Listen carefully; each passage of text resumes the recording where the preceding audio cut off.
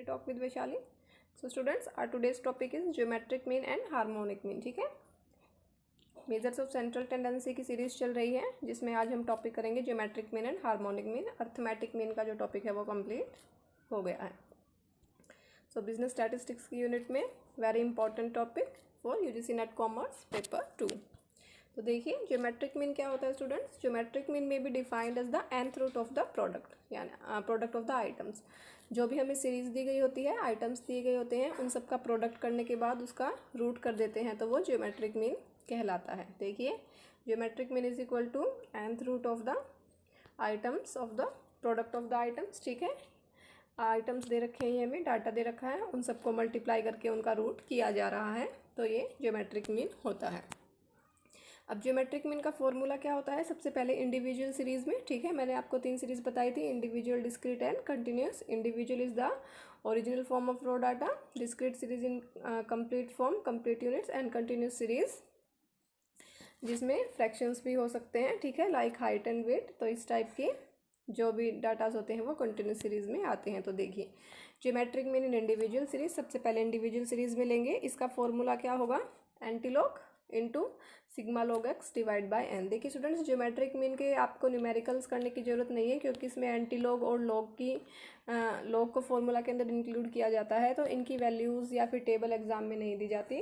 तो आपसे normally formula put किया जा सकता है, फॉर्मूला पूछा जा सकता है, तो आप फॉर्मूलाज याद कर लीजिएगा इसके.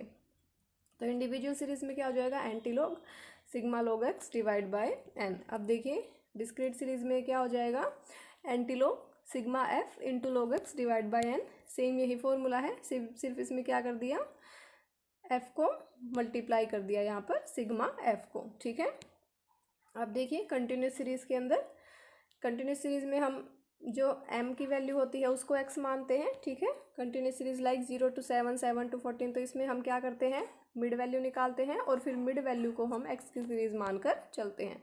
तो यहाँ पर log x की जगह क्या हो जाएगा, log m sigma f into log m divide by n, और बाहर रहेगा एंटी लॉग. तो ये तीनों सीरीज में फॉर्मूला है जो आप याद कर लीजिएगा. फिर है हार्मोनिक मीन. अब देखिए हार्मोनिक मीन क्या होता है, हार्मोनिक मीन होता है रेसिप्रोकल.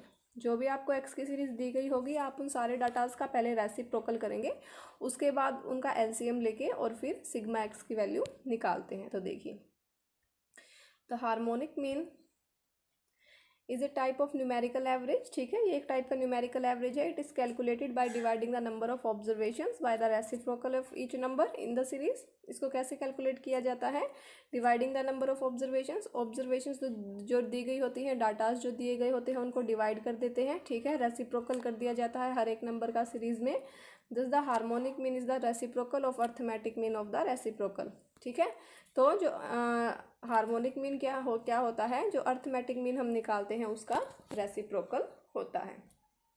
तो ये देखिए हार्मोनिक मीन का इंडिविजुअल सीरीज में क्या फॉर्मूला होगा, n इंटू में सिग्मा 1 में x. Reciprocal of the reciprocal का मतलब देखिए यहाँ पर यही था, harmonic mean is the reciprocal of arithmetic mean of the reciprocal. इसका मतलब क्या है, पहले तो हम सीरीज का रेसिप्रोकल कर रहे हैं. मान लीजिए आपको दे रखा है 2, 4, 6, तो पहले तो आप इनका रेसिप्रोकल करेंगे 1/2, 1/4, 1/6. ठीक है, पहले तो इनका रेसिप्रोकल हो गया, उसके बाद अर्थमेटिक मीन का भी रेसिप्रोकल कर रहे हैं. कैसे, नॉर्मली हमारा फॉर्मूला क्या होता है, sigma x divide by n, लेकिन यहाँ पर हमने इसका रेसिप्रोकल कर दिया n अपॉन में सिग्मा 1 में x. तो अब इस लाइन का मीनिंग आपको समझ में आ गया कि 2 बार रेसिप्रोकल वर्ड का यूज़ क्यों किया गया है. फर्स्टली हम सीरीज में जो डाटा दिए गए हैं उनका रेसिप्रोकल करते हैं, उसके बाद अर्थमेटिक मीन के फॉर्मूला का भी रेसिप्रोकल हो जाता है. तो ये देखिए इंडिविजुअल सीरीज के अंदर हार्मोनिक मीन की वैल्यू आ जाएगी n. इसमें n को ऊपर लेना है. ठीक है, डिवाइड बाय सिग्मा 1 में x. अब देखिए डिस्क्रीट सीरीज में क्या आ जाएगा, हार्मोनिक मीन सेम वही n अपॉन में सिग्मा. डिस्क्रीट सीरीज है तो डिस्क्रीट में मैंने आपको क्या बताया था, फ्रीक्वेंसीज लेते हैं. तो n अपॉन में जो हम सिग्मा 1 में x कर रहे थे उसमें f को भी मल्टीप्लाई कर देंगे. यहाँ पर ये मल्टीप्लाई कर रखा है, तो फॉर्मूला हो जाएगा n अपॉन में सिग्मा f इंटू में 1 - x. अब कंटिन्यूस सीरीज में देखिए स्टूडेंट्स, कंटिन्यूस सीरीज में हम क्या लेते हैं, x की जगह m को लेते हैं. ठीक है, m x की सीरीज की जगह आ जाती है, तो इसमें क्या करेंगे हम n अपॉन में सिग्मा f इंटू में 1/m. पहले के फॉर्मूलाज में हम 1 अपॉन में x ले रहे थे, लेकिन कंटिन्यूस सीरीज़ में हम x की जगह m ले लेंगे, क्योंकि x की जो सीरीज़ होती है उससे हम m निकालते हैं और फिर x की सीरीज़ की जगह m की सीरीज़ को यूज़ करते हैं। तो फॉर्मूला क्या हो जाएगा, n अपॉन में सिग्मा f इंटू में 1/m। कंटिन्यूस सीरीज़ में ये चीज़ आप याद रखिएगा। अब देखिए इसका एक क्वेश्चन ले लेते हैं। तो क्वेश्चन क्या है, 2 3 4 5 6, ये हमें क्या दे रखा है स्टूडेंट्स, ये हमें डाटा दे रखा है, ठीक है, जिसका हमें हार्मोनिक मीन निकाल के दिखाना है। तो इसमें देखिए मैंने आपको क्या बताया था कि सबसे पहले जो सीरीज़ दी गई होती है उसका रेसिप्रोकल कर देंगे। यहाँ पर एक्स की सीरीज़ दी गई है 2 3 4 5 6, इनका रेसिप्रोकल कर दीजिए 1/2 1/3 1/4 1/5 एंड 1/6। अब इनको आप कैसे सोल्व करेंगे, 1/2 प्लस 1/3 प्लस 1/4 प्लस 1/5 प्लस 1/6। तो आप 2 3 4 5 6 का एलसीएम लेंगे। 2 3 4 5 6 का एलसीएम लेने के बाद क्या आएगा, 60। इसको सोल्व कीजिए, 30 प्लस 20, ठीक है, 4 को 60 से डिवाइड करेंगे आ जाएगा 15, 5 को 60 से करेंगे तो ये आ जाएगा 12 एंड 6 को करेंगे तो 10। ये मैं यहाँ पर लिख रही हूँ। अब 30 प्लस 20 50 60, ठीक है, 70 80 एंड 7 87। अब देखिए वैल्यू कितनी आ गई, 87 डिवाइड बाय 60, ठीक है। ये किसकी वैल्यू आ गई, सिग्मा 1/x की वैल्यू आ गई। क्यों, क्योंकि हमने इन सब का रेसिप्रोकल कर दिया था, ठीक है। तो अब हमें फॉर्मूला क्या है हमारा, n अपॉन में सिग्मा इंटू 1/x। अब n कितना है, कितने डाटा दिए गए हैं, 1 2 3 4 5, तो 5 अपॉन में 87 डिवाइड बाय 60। ये 60 यहाँ पर मल्टीप्लाई में आ जाएगा, 5 अपॉन में 87, ठीक है, इंटू में 60। अब जब इस इक्वेशन को आप सोल्व करोगे तो वैल्यू आ जाएगी 3.45। तो ठीक है स्टूडेंट्स, समझ आ गया आपको। सबसे पहले क्या करेंगे, जो सीरीज़ दी गई है उसको लिख लेंगे, 5 6 2 3 4 5 एंड 6। देन उनका रेसिप्रोकल हो जाएगा 1/2 1/3 1/4 1/5 एंड 1/6। अब जो न्यूमिनेटर्स हैं, ठीक है, उनका एलसीएम ले लेंगे। एलसीएम लेने के बाद सोल्व करेंगे तो वैल्यू आ जाएगी हमारी 87 डिवाइड बाय 60, यानी कि सिग्मा 1/x। अब फॉर्मूला है हमारा n अपॉन में सिग्मा 1/x, तो इसको 5 से डिवाइड कर देंगे तो वैल्यू आ जाएगी। अब देखिए ये तो था इंडिविजुअल सीरीज़ में। मान लीजिए अब हमें डिस्क्रीट सीरीज़ में निकालना है और हमें फ्रीक्वेंसीज दी गई हैं, तो उसमें आप क्या करोगे, उसमें सिंपली पहले जो x की वैल्यूज़ दी गई है उनको पुट कर लीजिए।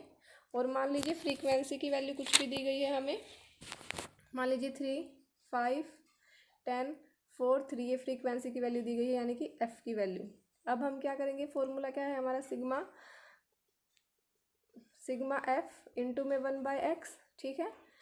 तो इसमें हम क्या करेंगे कि जो f की वैल्यू है उनको x से मल्टीप्लाई कर देंगे, ठीक है। ये f की सीरीज़ है, f की सीरीज़ है ये वाली। तो सबसे पहले 1/x करेंगे, ठीक है, रेसिप्रोकल करेंगे 1/2 1/3 1/4, इस टाइप से पूरी सीरीज़ का, और फिर मल्टीप्लाई कर देंगे f की वैल्यू से, ठीक है। और फिर बाद में सेम वही, जैसे मान लीजिए ये वैल्यू आ गई 3/2 5/3, फिर जो न्यूमिनेटर्स हैं उनका एलसीएम लेके और फिर पूरी इक्वेशन को सोल्व करके मान लीजिए हमारी वैल्यू कुछ भी आ सकती है, मान लीजिए सेम वही 87.60 आ रही है, तो फिर उसको डिवाइड कर देंगे, ठीक है। सिर्फ ये मैंने समझाने के पॉइंट ऑफ व्यू से बताया था कि अगर फ्रीक्वेंसीज दी गई है तो जो एक्स की सीरीज़ है पहले उसका रेसिप्रोकल कर लीजिए, ठीक है। रेसिप्रोकल करने के बाद जो फ्रीक्वेंसीज की वैल्यू दी गई है, कुछ भी दे सकते हैं, उनको मल्टीप्लाई करने के बाद वो वैल्यू लिख लीजिए यहाँ पर। मान लीजिए ये वैल्यूज़ आ रही हैं। अब जैसे फर्स्ट क्वेश्चन में मैंने एलसीएम निकाल के और प्लस करके इक्वेशन को सोल्व किया था, वैसे इक्वेशन सोल्व करके सिंपली फॉर्मूला में पुट कर दीजिए n अपॉन में सिग्मा f इंटू में x, ठीक है। नेक्स्ट है मान लीजिए कंटिन्यूस सीरीज़। कंटिन्यूस सीरीज़ में मान लीजिए आपको इस टाइप से डाटा दे रखा है 0 to 7 7 to 14 14 to 28 28 to 35, ठीक है। और फिर f की वैल्यू दे दी। यहाँ पर आप क्या करोगे, m कैसे निकालोगे, 0 + 7 डिवाइड बाई 2 7 + 14 डिवाइड बाई 2, ठीक है।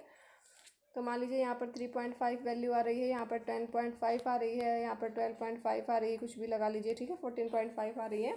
तो आप क्या करोगे, मान लीजिए यहाँ पर f की वैल्यू दी गई है आपको, तो इनको मैंने क्या कहा था कि कंटिन्यूस सीरीज़ में एक्स की सीरीज़ की जगह हम एम ले लेते हैं, तो हम अगर एक्स को 1/x कर रहे थे तो अब एम को 1/m करेंगे। ठीक है, यहाँ पर हम अब 1/m करेंगे तो क्या हो जाएगा 1/3.5, ऐसे ही 1/10.5, ठीक है, ऐसे ही 1/12.5, ऐसे ही 1/14.5। तो अब ये एक्स की सीरीज़ बन जाएगी।